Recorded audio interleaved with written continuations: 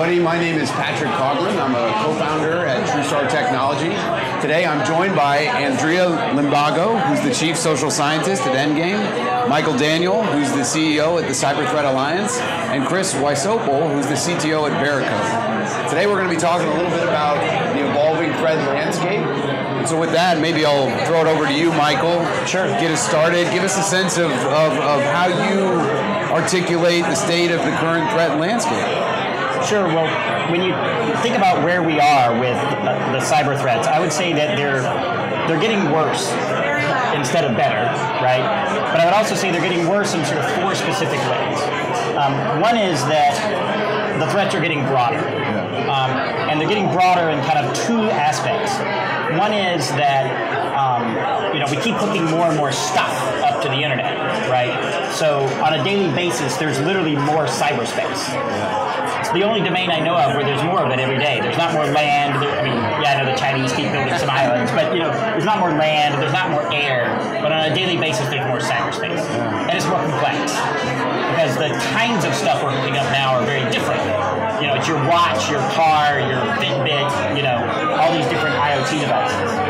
The threat landscape is also getting more dangerous because the bad guys are willing to do more destructive things than they used to be in the past. It's getting more crowded because there's more bad guys, because criminals and nation states have all figured out that cyberspace is a great place for them to do business and achieve their goals. And we're becoming more digitally dependent. So things that used to be a minor nuisance are now potentially catastrophic. When I started in the federal government 20 years ago, the network went down, we just did something else for the day. Right. Now, it's a potentially existential threat. Yeah. No, that's great. Maybe, Andrea, I'm curious, how do you think about the evolution in space and the threat, and, as it compares to sophistication versus scale? Are the attackers getting more sophisticated, or are they just executing attacks at a different kind of scale than we've seen before? No, so I think it's a little bit of both, which is interesting. So for part of it, the levels of automation, and you throw in machine learning and AI, which is just down the road, are enabling a broader scale. The self-propagating worms that we saw last year enable really widespread reach, which is something we haven't really seen before in the past. And for a lot of these, they don't necessarily need the sophistication, so they can leapfrog now. So if you'll get the three main self-propagating worms from last year, so WannaCry, NotPetya, and Bad Rabbit, they're all from the Shadow Brokers dump from the Eternal Blue exploits. And so they can leverage what's already been put out there in the open source, and so they can leapfrog ahead. And so it doesn't require the resources that you used to have. And so that's where, when they talk about the asymmetric nature of the cybersecurity threat, that's what they're talking about. The resources required to have an outsized impact is really phenomenal. And we're seeing that. We hear about China and Russia and Iran, North Korea, those are kind of the four we hear about a lot. But it's dissipating down to other actors as well, thanks to some of the open source, thanks to the availability, thanks to automation. And so you have countries like, Vietnam has an APT now. Right. Yeah. And so this isn't something that we see in other domains that we've seen before. Yeah. And so it's a really different way, and we need to actually think about it really differently. When you think about whether it's a Cold War 2.0, that's one of those things that drives me nuts, because we can't use old frameworks for what's going on right now. That's interesting. Chris, I'm curious, how is this asymmetric nature that Andrea is talking about, how has that changed the way the good guys, just using that as a lump term, need to think about spending and allocating investments on their side? If it is so asymmetric, then spending your dollars really matters. So how has that evolved over the last 5 to 10 years? Yeah, so there's a couple of aspects to it.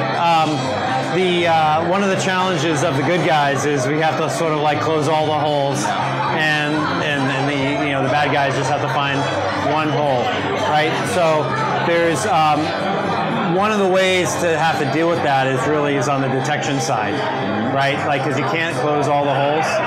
You should be trying to, but you really need to be good on the detection side. If you think about the detection side, if you set up your detection correctly, it's actually a little bit asymmetric the other way. Right? Where the bad guy just has to make one false move and not look like a regular, employee or a regular person on the network.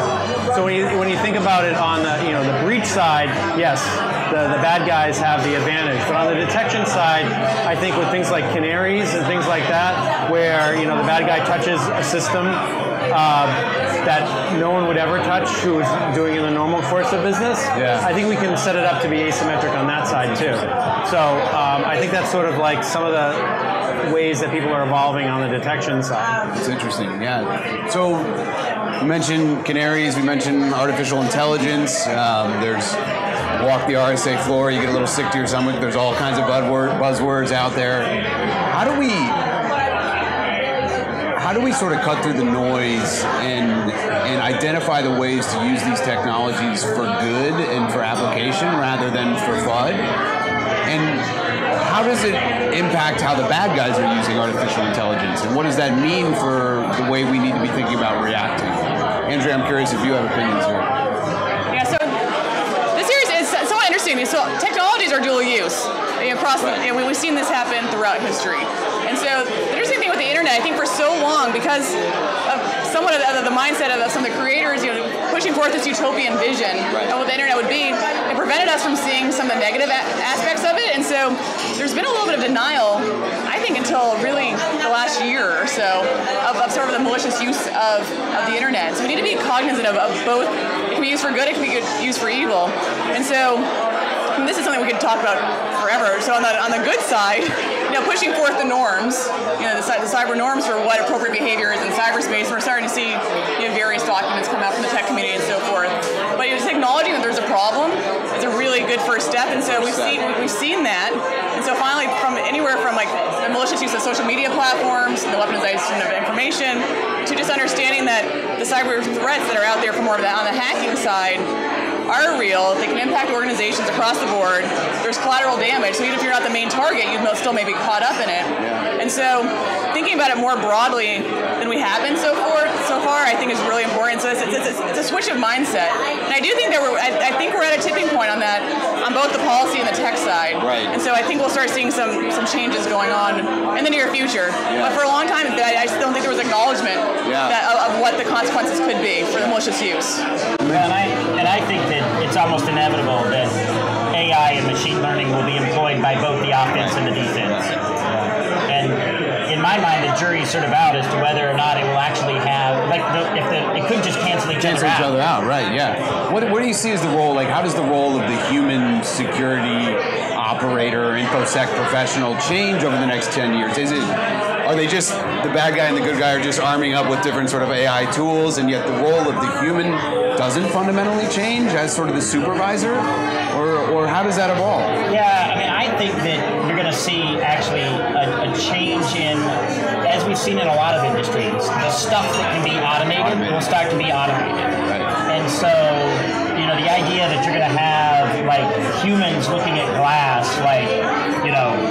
security alert number 6,742, 743. Like the Matrix, watching That's not going to happen, right? That will be automated, and AI will be doing that. And what they'll be flagging on is the anomalous behavior that will actually require a human judgment as to, is this good or bad? Yeah. Yes, it's anomalous, but what kind of anomaly is it? Yeah. For example. Yeah. And so I think the nature of the kinds of skill sets that you'll need will continue to sort of move up the value chain, just like it is in a lot of other industries. Right. Yeah. Interesting. Chris, I'm curious, how does that play out in the way we write code and the way we develop software and build tools, not just for the fight in cyberspace, but just to live and work? Yeah, so the same thing is happening with people building systems, building code. With automation, we're seeing sort of the drudgery of just sort of looking through the code or triaging the results of a scan is going away. And that is something that is being automated to the point where the developer or the IT professional doesn't need to be a security expert. So we don't. That I think is one of the solutions to the problem of there's not enough security people. Right. It's some of the lower level stuff is getting automated. So even with developing code, the application security experts are able to do higher level stuff like threat modeling that really understands the design of the system, and they're not trying to find the next buffer overflow. Yeah. That's being done by tools. Yeah. Which is a necessity now because there's so much code being written like you were saying, the cyberspace keeps expanding. Yes. There's more and more applications every day. Yes. It's like, when are you removing applications from your phone, or when are you stopping going to websites? No, you're going to more. Yeah. Right? So there's a demand for more and more security for code, and it can't be met by security professionals. Right. We have to do that with automation. Right. So how do we, every year you go to RSA or somebody puts out a report and talks about this enormous skills gap, right, in cybersecurity, which just can't be ignored, and it grows, I don't know, it's like 3 million by 2020 or something. I'm curious from a social science perspective, how do we, will there always be a human on the other side of the attack? And if so, what does that mean for the need to have a human on our side? And how do we bridge that gap? Do we make more InfoSec professionals, or do we make everybody's job security, or how do we do this? So I think the job security is there. We heard that during some of the keynotes today. Yeah. This is not going to be an easy button for any of these things. So the gap is there. So there are a couple different ways we can think about doing this. So on one hand, the demographics are pretty awful within the security workforce. Yes. And so we need to make it more accessible to a broader and more an appeal to a broader subset of population. Yeah. And one of the ways to do that both is on the sort of the marketing and moving away from the hacker and the hoodie. Yeah. Which doesn't do anybody any good. It does not do any of us any good. No. And I honestly don't think it's actually indicative of the community itself either. On top of that, the sort of the branding issue that security has, going into more of the usable security. And so for a lot of these applications, it requires years of either self-training or on-the-job training or a PhD in computer science or advanced engineering to use some of the applications for detection. So there are big advances in user experience that other tech industries have embraced, and security hasn't yet embraced. Yeah. And so if we can make the security more usable, leveraging the automation, leveraging the machine learning, so the machines can do the detection and then bring the human in the loop for more of the response and so forth, and the analysis and to understand what might be impactful, what may not be, setting the parameters, moving more towards like a semi-supervised learning that leverages their expertise. I think that's a way to start filling that gap, and I think we can do it, but it's a combination of technical and social aspects. It's a socio-technical system. Yeah. And honestly, for the most part, cybersecurity has not been viewed as socio-technical. It's been viewed as purely technical. Yeah. So where would you spend $1 today, on the socio or the technical side of that? Socio. And why? Because we haven't spent any money on it. Yeah. It's true. Yeah. And which isn't to say, there are huge advances in tech. Honestly, a lot of the technical aspects have remained fairly stagnant for a while. Yeah. And I think we're at a tipping point. So it's not to ignore that aspect. It's going to be really important and be super important moving ahead. But it's just we have to look at a bigger umbrella now. Yeah. And push forth more of this. Again, it's more the socio-technical system that is what it is, and I think that's how we'll advance our defenses the best. That's great. Michael, any insights from your time in government as far as how to prioritize or move workforces towards these challenges? Well, I think it's a combination of you've got to do all the things that Andrea was talking about, and we've got to automate as much of it as possible, and then. I also think that we also have to diversify our thinking about what we mean by the security workforce, right? Yeah. Like one of our issues is, because the issue is not a purely technical issue, we need more economists who understand incentives and can work in the security market to how do you align incentives, right? So we need more lawyers who actually are cyber smart and understand how the law can be applied to that. So it's like we need a lot more of the other disciplines to incorporate pieces of cybersecurity into them. Yes. So that you have that broader understanding and you sort of raise the knowledge base across a lot more people. Yes. But I also think that we have to drive as much of the again, sort of drawing on our knowledge of how people interact with technology and how they make decisions. We know in human resources, for example, the federal government and other companies learned a long time ago that if you make your retirement system opt-in, you get about a 50% take rate. If you make your retirement system opt-out, you get like a 95% take rate. Why? Because anytime people have to make a decision, they tend to put it off. Interesting. And so if you just make it where you don't have to make a decision as much as possible, then you will have people be more secure by default. So and maybe Chris, you can weigh in here. What's the role of regulation in helping make some of those decisions for companies and businesses, or helping guide them to what's the role of regulation in driving security versus diverting security, and how do you see it working? So I'm a realist. I don't really see regulation happening in the current governmental climate we have right now. But I know in Europe they're trying to do this.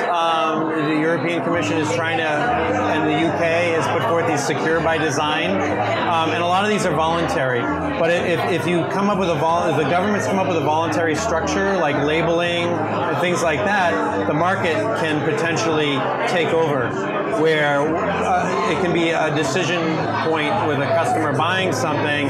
It's like, maybe I want the one that protects my privacy. Right. I want the IoT device that doesn't own my home network.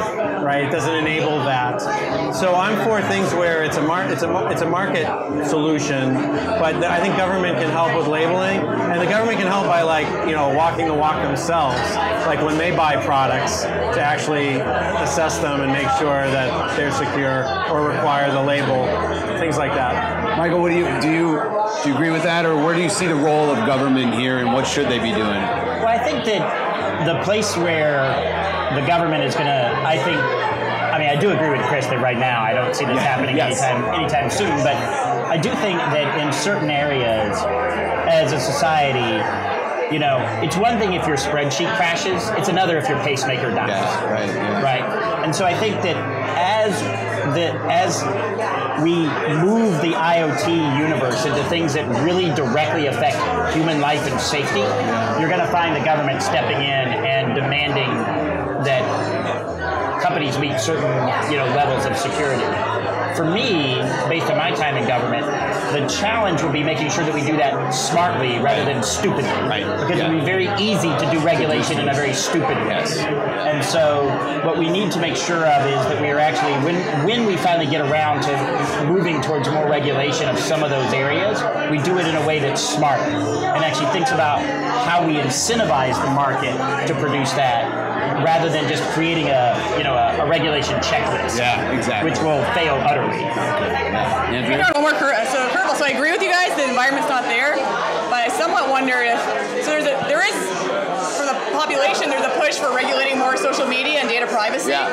So the curveball would be whether that push on the social media side for better data privacy and control of our data somehow then impacts organizations to better protect people's data that they have access to. Yeah. And so it's an externality of this social media storm that we're seeing going on right now, but that could tangentially impact the organizations to also protect people's data better in PII. Yeah. And so, in which case, the public opinion for regulating social media has moved 15 points over 3 months across parties.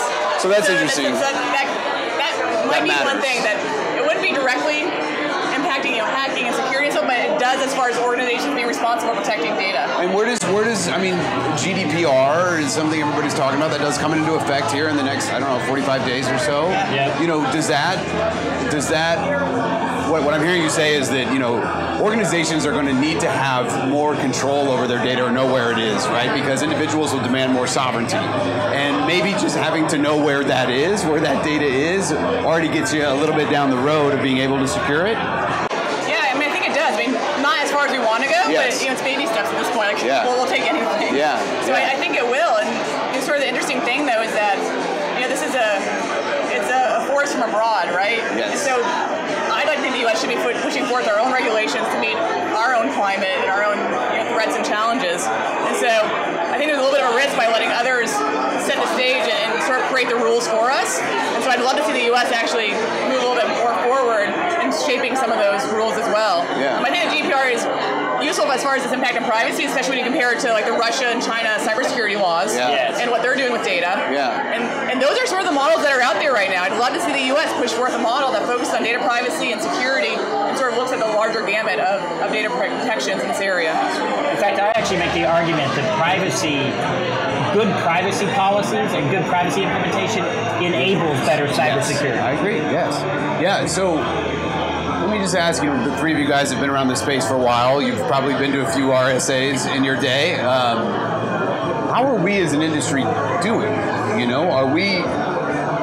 I I think about this a lot from, are we encouraging the wrong behavior, right? We come out and we talk a lot about APTs and we scare the hell out of people, right? And we focus on external actors and maybe not enough on verifying the code of the products that we're working with.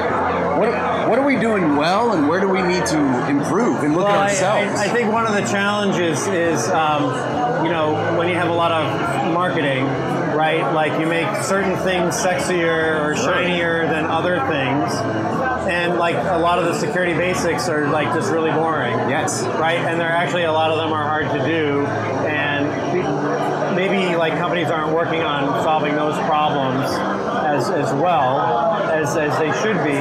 Like you shouldn't be like red teaming before you have like decent patch management, right? Yes. So I think that's one of the problems of a conference like this is it highlights some of the sexier things and not the more mundane things, which like Lipitor is more interesting than diet and exercise. Yes. Right. Like it's more of a money maker, right? So I think that's always been a problem because this is a capitalist industry, just and so I don't know what the solution to that is, except maybe just better education. Andrea, what do you think? Yeah, so I think we do a horrible job of communication. Yeah. And so it is the snake oil sort of takes over every aspect of it, and then when I go and if I talk to students or other people outside security, they have no idea what's going on. They have no idea as far as what the 3 basic things they should be doing to maintain security. If you look at it's like Gmail, 2-factor authentication. It's only like 10% of the users actually use 2-factor authentication. So there are a lot of the low-hanging fruit that we hear about so often, but we don't communicate well. To make your everyday consumer understand what they can do to how to empower them. Right? They think it's either too hard for them, or they don't understand why or which data might be a target for them. Yeah. And so our communication to the outside of ourselves, we don't talk well outside of our community very well. Yeah. So I'd love for the security to do a better job reaching out across the broader population. That's good. Yeah, and I think when I talk to a lot of CEOs and things, I find just what you were saying. There's sort of 2 attitudes, right? It's too hard. It's only the high priest of the tech temple actually understand it. Or they have a very fatalistic, everybody's going to get hacked and there's just nothing I can do about it. Yeah. And so what I spend a lot of my time doing is it is true that you can never drive your risk to 0. Yeah. But that does not mean you cannot lower your risk. Right. There's a lot of things you can do to actually drive your risk lower. Yeah. Materially drive your risk lower. Yes. And I try to put it in terms that business people can understand about how you actually think about the problem and how you actually manage the problem as a risk. Yeah. Right? And how you can use the same risk management tools that you use to manage your legal risk or your personnel risk to manage this risk too. Right. And I think there's a real hunger for that out there because now again, it doesn't sell more blinky boxes. Right. But I think that's where the industry needs to move. Good. Yeah, I think one of the challenges is we don't have good feedback loops to know what we're doing, is it actually benefiting us? So I can tell you if you patch your systems every 90 days, if you patch them every 30 days, you would have better security. But I don't know how much better it is. Yeah. Is it worth the 3 times the cost? Right. The patching has a cost. I had to take down systems. People have to stay late at night. Right. Is it 3 times better security to patch every 30 days than 90? Is it 4 times again to patch on a weekly basis? Right. We don't have those good feedback loops. There's no really good science behind what we're doing. Yeah. So that's one of the challenges of knowing what to do. Do you agree with that? Do we have good science? No, we don't. No, and that's where, in many areas, normally in the past, when you think about sort of national security threats, we've had academia be a driving force in this area, and I feel and from multiple disciplines, right? You saw some of the deterrence theory during the Cold War and the game theory that evolved. That came from political science, right? We're not seeing any of that going on right now. We don't have the science, and even as far as accessible data sets to do some more of the machine learning and to test these models and the parameters. We don't have do it without the proprietary, right? We don't have open source data sets that are out there to be able to do that. And so we need a lot more science brought in to test these kind of things, both on the corporate side to figure out how much better of a benefit X will give you than Y, and then to look at the incentives like economic modeling for what can we do to make the average consumer understand what they can do and how much more of an impact it'll be on them. Yeah. So across the board, we different disciplines bring more of the science into it to make people understand why they need to do, and actually help them make more informed decisions at the end of the day.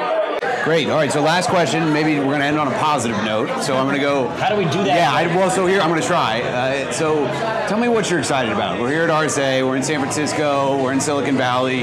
It can be technology. It can be some social movements that we're seeing. But what are you excited about in this space that gives you some hope for the future, and that maybe the next RSA there'll be a little bit less snake oil and a little more progress?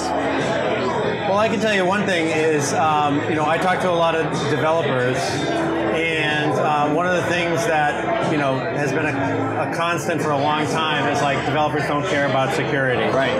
And I think with like movements like DevOps, where people and Agile, where people are thinking about like how do I improve my process, how do I make my process better? Like I'm actually hearing developers start to say like we incorporated testing and QA into my process. We should incorporate security into the process too. So I'm actually starting to see that tipping point happen. That's great. Michael? And I would also say that there's starting to be some different approaches to the industry itself. Even like my own organization, the Cyber Threat Alliance, actually getting highly competitive companies to be willing to collaborate, at least in part of the space. And that is a new thing.